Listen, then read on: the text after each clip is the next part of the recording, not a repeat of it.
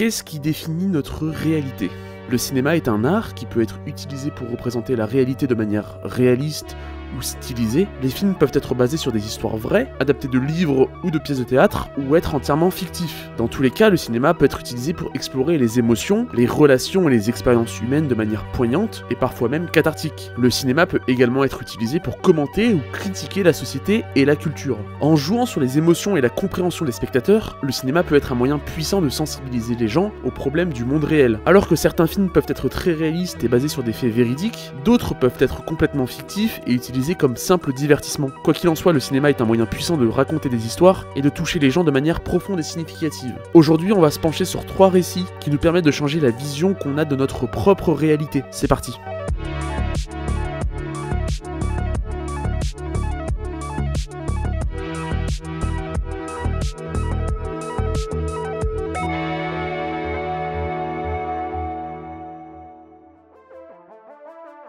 Blade Runner est considéré comme un film qui change notre perspective de la réalité en raison de sa vision futuriste de la technologie et de la société. Le film pose des questions sur l'humanité, l'identité, la nature de la réalité, et ces thèmes restent pertinents même aujourd'hui. Blade Runner, c'est notre monde, notre futur, notre dystopie sur mesure où les humains vivent dans les bas-fonds et où les milliardaires habitent de gigantesques palais dorés. Dans ce film, nous suivons Deckard, interprété par Harrison Ford, qui doit traquer un petit groupe de robots humanoïdes appelés des réplicants. Ces réplicants sont si convaincants qu'il est presque impossible de les distinguer des êtres humains. Si difficile de les distinguer que seul un test à mi-chemin entre le détecteur de mensonges et l'analyse de réactions biologiques le permet, le test de Voight-Kampff. Et si au début du film on découvre un personnage froid qui n'hésite pas à tirer dans le dos d'un réplicant pour l'abattre, à la fin on se rend compte qu'il n'est plus tout à fait le même. Il n'a pas l'intention de tuer Rachel, une réplicante si parfaite que le test de détection de réplicants ne la détecte pas comme l'un d'entre eux. Il refuse de la tuer parce qu'il n'a pas vu dans les précédents cadavres des robots, mais bien du sang, de la chair et des souvenirs. Et c'est exactement comme cela qu'on peut se définir en tant qu'être humain. Du sang,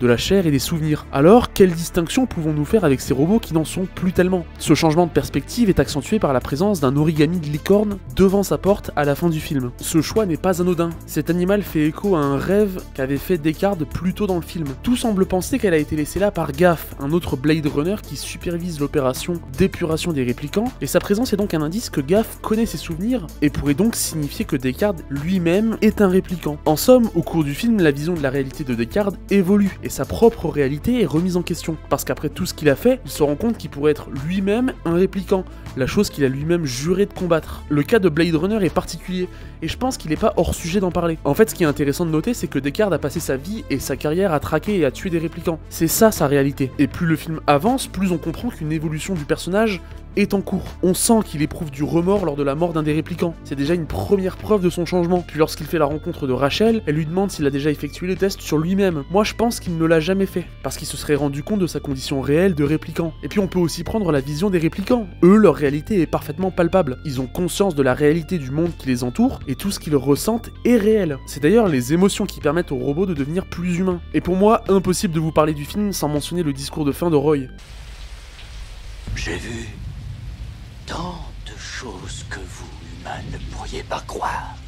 Ce discours est tellement important, tellement poétique, c'est lui qui nous donne une grande claque sur notre changement de perspective. Via ce discours, on comprend que Roy est beaucoup plus humain qu'on ne le pense, qu'il ressent les choses, et il prouve aussi à Deckard que réplicants et humains peuvent ressentir les mêmes émotions. Et je pense que ce changement de perspective est entériné à 100% lorsque Deckard trouve l'origami. Il comprend finalement le point que Roy a voulu démontrer jusqu'à la fin, qu'humains et réplicants ne sont pas si différents. Ridley Scott a réalisé ce film en 1982 et a contribué à façonner l'esthétique cyberpunk qui a influencé de nombreux films, séries et jeux vidéo futurs. Que ce soit le monde futuriste, à travers lequel Ridley Scott nous présente des décors et des designs pourtant très sombres et très dystopiques, la combinaison d'effets spéciaux pratiques et d'images de synthèse ont permis de créer un monde visuellement unique et distingué de tous les autres univers de science-fiction. En plus d'être un film qui remet en cause la réalité d'une personne, ça remet en cause toute la réalité de la société. C'est un film qui explore les thèmes de l'identité, de l'individualité et même de l'humanité, en utilisant des personnages et des situations complexes pour les aborder. Grosse mention spéciale à l'atmosphère sombre et envoûtante, tout en utilisant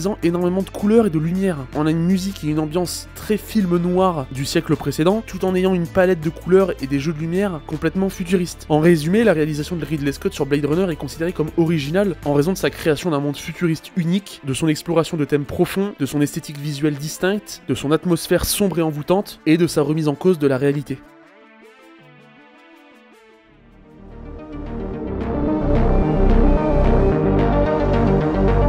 Le film Inception remet en cause notre réalité car il aborde le thème de la réalité alternative et de la manipulation de l'esprit. Le film suit un groupe de personnages qui entrent dans les rêves des gens pour y voler des informations ou implanter des idées. Ça soulève des questions sur la nature de la réalité et sur notre capacité à discerner la réalité de la fiction. Dans le film, les personnages entrent dans les rêves des gens à l'aide d'une technique appelée extraction d'informations par rêve partagé. Plusieurs personnes entrent dans le même rêve et peuvent interagir avec lui. Ça permet aux personnages de manipuler les rêves pour atteindre leurs objectifs, mais ça soulève aussi des questions éthiques sur la manipulation de l'esprit des gens et sur les conséquences potentielles sur la réalité elle-même. Le film nous montre donc comment les personnages peuvent entrer dans des rêves qui leur semblent réels, mais en réalité ils sont dans un monde imaginaire. Le film a également une thématique de la réalité subjective, montrant comment les personnages peuvent être dans des rêves qui semblent réels alors qu'ils sont dans un rêve, et cette technique-là amène le spectateur à se poser des questions sur la nature de sa propre réalité. On peut parler de mécanismes de réalité alternatifs pour questionner notre propre réalité, notamment à travers les différents niveaux de rêve dans lesquels les personnages évoluent, puisqu'on peut lancer un premier rêve et au sein de ce propre rêve, lancer un second rêve. À partir de là, rien ne nous empêche à nous, spectateurs, de penser qu'on est aussi dans un rêve. Le film Inception joue avec l'idée que la réalité peut être manipulée et que nos perceptions de la réalité peuvent être trompeuses. Ça soulève donc des questions sur la façon dont nous percevons et interprétons la réalité, et sur la façon dont nos croyances et nos expériences peuvent influencer notre compréhension de la réalité. Enfin, il met aussi en avant les risques liés à la manipulation de la réalité, que ce soit par les technologies de rêve partagés ou par les idéologies. Il questionne les limites de notre capacité à décerner le vrai du faux. Par exemple, dans le film,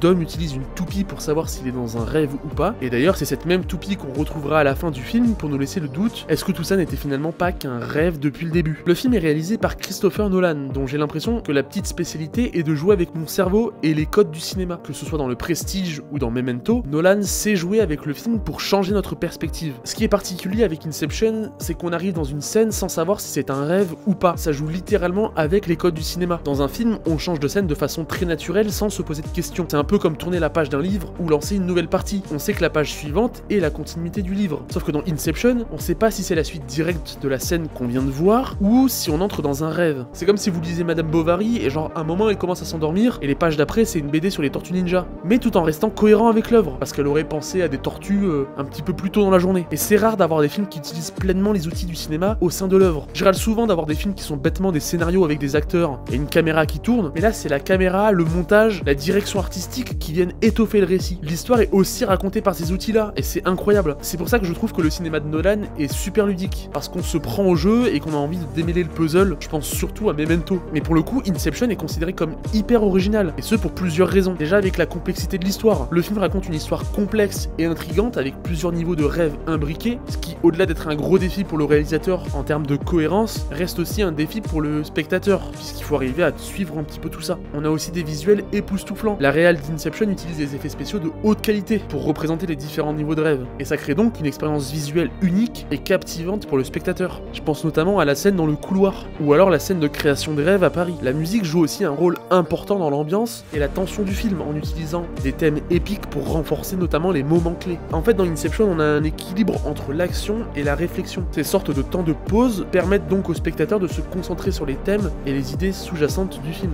En résumé, Inception c'est considéré comme un film original pour la remise en cause totale de notre réalité en tant que spectateur, mais aussi pour la complexité de son histoire, pour ses visuels époustouflants et pour son équilibre parfait entre l'action et la réflexion.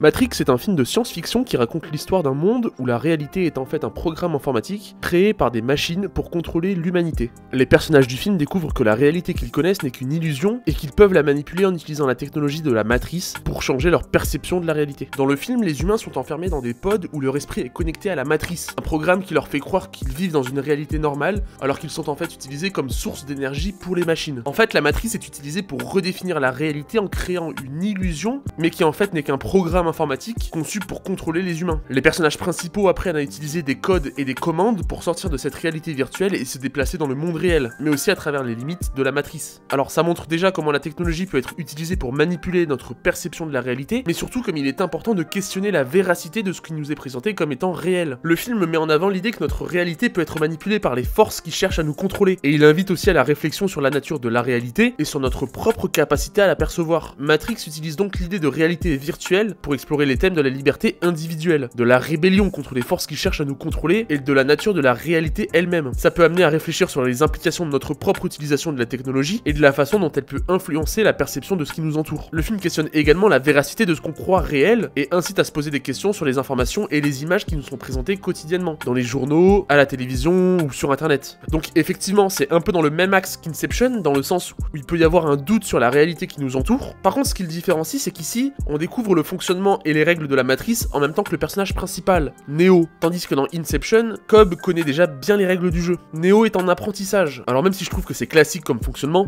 il faut reconnaître que c'est plus simple de découvrir un univers au travers des yeux du héros qui le découvre qu'au travers des yeux d'un personnage qui le connaît déjà. Et d'ailleurs, les films sont drastiquement opposés de par leurs objectifs. Là où le but de Cobb est d'implanter une idée nouvelle dans un esprit, le but de Neo, c'est la destruction totale de cette idée dans l'esprit de tous les humains qui sont contrôlés par la matrice. Alors on peut se poser tout un tas de questions avec ce film. Est-ce que nous aussi on vit dans une simulation? Comment on pourrait s'en rendre compte? Et comment on s'en extrait si c'est le cas? Le film Matrix a énormément marqué son époque. Déjà grâce à un concept innovant, parce que Matrix présente un concept novateur de simulation virtuelle qui cache la réalité, avec une histoire captivante qui explore les thèmes de la réalité, de la perception et surtout de la résistance. Ça a aussi été un grand pas en avant dans les effets spéciaux. Le film utilise énormément d'effets spéciaux innovants, que ce soit pour le bullet time ou le slow motion ninja, je sais pas comment il s'appelle, et ces mouvements-là, ils vont influencer énormément de films dans le futur, c'est dire si ce film a marqué les esprits. Le film est réalisé par les sœurs Wachowski, qui ont utilisé une direction artistique sombre et futuriste, en utilisant une palette de couleurs limitée et une mise en scène sélective pour renforcer l'atmosphère du film. Et c'est vrai qu'en mettant en vedette Keanu Reeves pour jouer le rôle principal de Neo, les réalisatrices donnent au film une présence charismatique à qui on a envie de s'attacher. La réalisation des sœurs Wachowski sur The Matrix est considérée comme originale en raison de son concept innovant, de ses effets spéciaux visionnaires, de sa direction artistique sombre et futuriste, et de sa remise en question profonde et concrète de la réalité.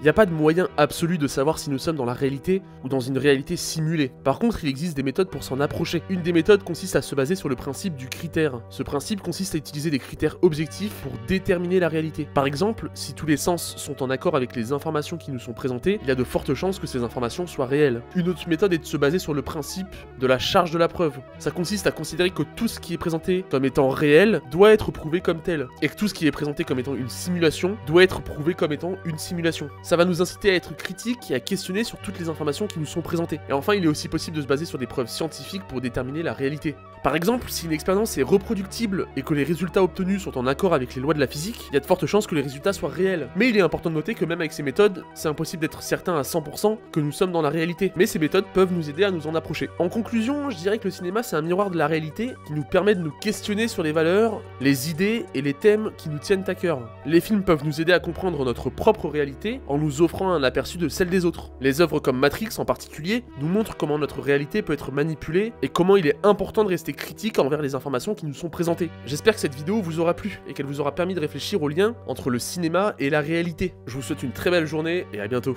Salut.